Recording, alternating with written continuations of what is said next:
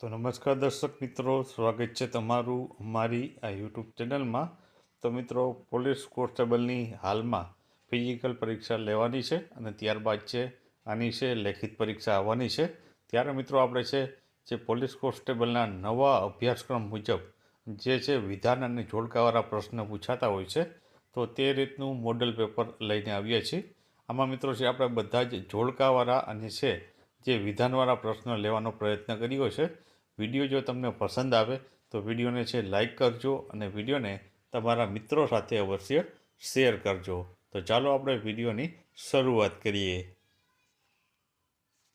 તો પહેલો જ પ્રશ્ન છે કે પ્રાગ ઐતિહાસિક કાળના નગરો કયા જિલ્લામાં આવેલા છે, તેની સાચું હોય તે જણાવવાનું છે. અહીં બંને બાજુ, એક બાજુ તમને છે જે નગરો આપેલા છે અને બીજી બાજુ તેનો જિલ્લો આપેલો છે.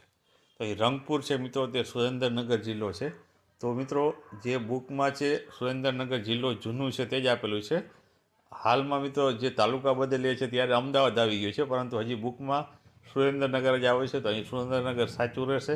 લોથલ છે તો તે અમદાવાદમાં આવે છે, તે પણ સાચું છે. ધોળાવીરા કહી તો ધોળાવીરા કચ્છમાં આવે છે, તો તે પણ સાચું છે. પરંતુ મિત્રો અહીં ડી તમે જોશો તો સુરકોટડા જામનગર લખેલું છે, તો સુરકોટડા જામનગર નહીં આવે. સુરકોટડા છે મિત્રો તે રાપર કચ્છમાં આવેલું છે, તો આ ખોટું છે. તો આમાં ત્રણ જે ઉપલા વિધાનો સાચા છે, એટલે કે એ, બી અને સી સાચા છે. તો આ પ્રમાણે આપણે જવાબ જોઈએ તો આમાં જવાબ આવશે ઓપ્શન એ. જવાબ આવશે એ, બી અને સી છે તે સાચા વિધાનો રહેલા છે. ત્યારબાદ આપણે આગળ બીજો પ્રશ્ન જોઈએ. તો આમાં પણ મિત્રો છે પ્રાગૈતિહાસિક કાળના જે નગરો છે અને તેના સંશોધન કાર્ય જેણે કર્યું હોય તેના જોડકું આપેલું છે. તો આમાં આપણે જોઈએ તો પહેલું છે આમાં રંગપુર છે. તો રંગપુરનું મિત્રો સંશોધન કાર્ય એસ.આર. રાવે કર્યું છે, તો આ સાચું છે. એસ.આર. રાવ દ્વારા છે રંગપુરનું સંશોધન કાર્ય કરવામાં આવ્યું હતું. લોથલની વાત કરીએ તો લોથલની પણ મિત્રો છે સંશોધન કાર્ય એસ.આર. રાવ દ્વારા છે તે કરવામાં આવ્યું હતું. ત્યારબાદ ધોળાવીરાની વાત કરીએ તો ધોળાવીરાનું પણ સંશોધન કાર્ય આર.એસ. બિસ્ટ દ્વારા છે તે કરવામાં આવ્યું હતું. અને છેલ્લું છે ડી છે સુરકોટડા. તો સુરકોટડાનું મિત્રો છે જે સંશોધન કાર્ય છે તે જગતપતિ જોશી અને એ.કે. શર્માએ કર્યું છે, તો આ વિધાન પણ સાચું છે. એટલે કે આપેલા ચારેય વિધાનો સાચા છે, એટલે આમાં જવાબ આવશે ઓપ્શન બી આવશે. એ, બી અને સી અને ડી આ ચાર જે વિધાનો છે આમાં સાચા રહેલા છે. ત્યારબાદ આગળનો પ્રશ્ન જોઈએ તો પ્રાગ ઐતિહાસિક કાળના નગરો અને તે કયા જિલ્લામાં આવેલા છે તે જણાવવાનું છે. તો અહીં તમે જિલ્લા આપેલા છે અને સામે જે નગરો આપેલા છે તેમાં આપણે જોઈએ તો દેસળપળ. દેસળપળ ક્યાં આવેલું છે મિત્રો? તો આમાં અમદાવાદ આપેલું છે, તો દેસળપળ અમદાવાદમાં ન આવે, કચ્છમાં આવે, તો આ ખોટું છે. ત્યારબાદ છે લાખાબાવર. તો લાખાબાવર જામનગરમાં આવેલું છે, તો આ સાચું રહેલું છે. ત્યારબાદ આટકોટની વાત કરીએ તો આટકોટ પણ મિત્રો છે રાજકોટમાં આવેલું છે, તો આ પણ સાચું છે. ત્યારબાદ શિકારપુર. તો શિકારપુર અમરેલી ન આવે, શિકારપુર પણ કચ્છમાં આવે છે. તો આ પ્રમાણે જવાબ જોઈએ તો બી અને સી આ બે સાચા છે. તો ઓપ્શનમાં જવાબ જોઈએ તો આમાં જવાબ આવશે ઓપ્શન સી. જવાબ આવશે બી અને સી સાચા રહેલા છે. ત્યારબાદ આગળનો પ્રશ્ન જોઈએ તો પ્રાગ ઐતિહાસિક કાળના નગરો અને તે નદી કિનારે કયા નદી કિનારે આવેલા છે તે જણાવવાનું છે. તો આમાં નગરોમાં છે લોથલ છે, તો લોથલ ભોગાવો નદીને કિનારે આવેલું છે, તો આ સાચું છે. ત્યારબાદ છે ધોળાવીરા છે, તો તે રંગમતી નદીને કિનારે આવેલું છે, તો આ ખોટું છે મિત્રો. ધોળાવીરા છે તે લુણી નદીને કિનારે આવેલું છે, રંગમતી નદી કિનારે આવતું નથી. ત્યારબાદ રંગપુરની વાત કરીએ તો ભાદર નદીને કિનારે આવેલું છે, તો આ સાચું છે. અને શિકારપુર છે તો તે તાપી નદીને કિનારે આવેલું છે, તો ખોટું છે મિત્રો. શિકારપુર છે તે કચ્છમાં આવેલું છે અને તાપી નદી દક્ષિણ ગુજરાતમાં આવેલી છે, તો આમાં ઓપ્શન એ અને ઓપ્શન સી સાચા છે. તો આ પ્રમાણે જવાબ જોઈએ તો જવાબ આવશે ઓપ્શન સી ડી આવશે. એ અને સી સાચો જવાબ રહેલો છે. ત્યારબાદ આગળ વાત કરીએ તો પ્રાગૈતિહાસિક કાળના જે નગરો અને તેના યોગ્ય વિધાનો જણાવો. મિત્રો અહીં વિધાનો આપેલા છે, તેમાંથી કયા વિધાનો સાચા છે તે જણાવવાના છે. તો આમાં પહેલો વિધાન છે કે લોથલ અમદાવાદથી દક્ષિણ પશ્ચિમે અંદાજે 80 કિમીના અંતરે આવેલું છે, તો આ વિધાન છે તે સાચું છે. ત્યારબાદ લોથલનો સમયગાળો છે તે ઈસવીસન પૂર્વે 2450થી 1900 સુધીનો માનવામાં આવે છે. તો આ પણ વિધાન સાચું છે.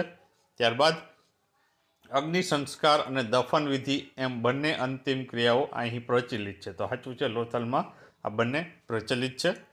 ચોથું છે, લોથલમાં મુદ્રાઓ, શતરંજ જેવી રમતો, હાથી દાંતની બનેલી પટ્ટીઓ મળી આવેલી.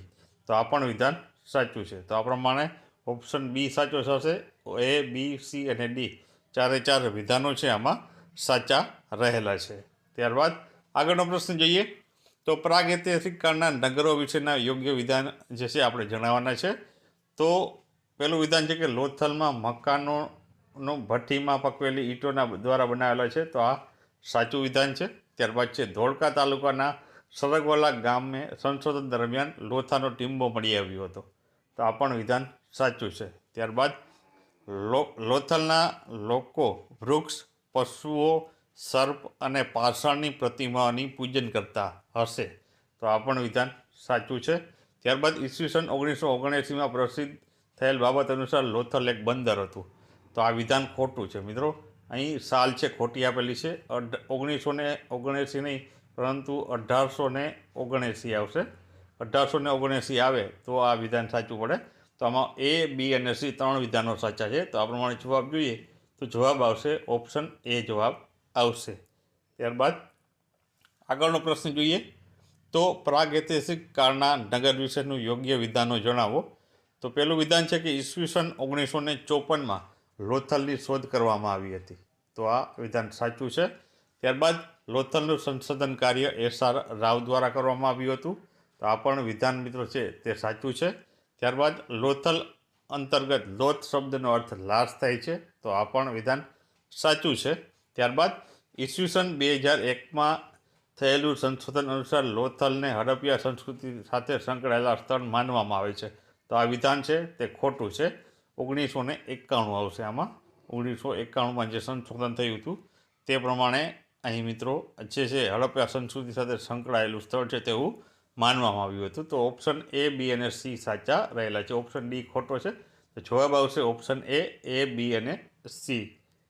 ત્યારબાદ આગળ વાત કરીએ તો રંગપુર ગુજરાતનું સૌપ્રથમ શોધાયેલું સ્થળ છે. તો આ વિધાન સાચું છે કે રંગપુર છે તે ગુજરાતનું જે છે સૌપ્રથમ શોધાયેલું જે સ્થળ છે.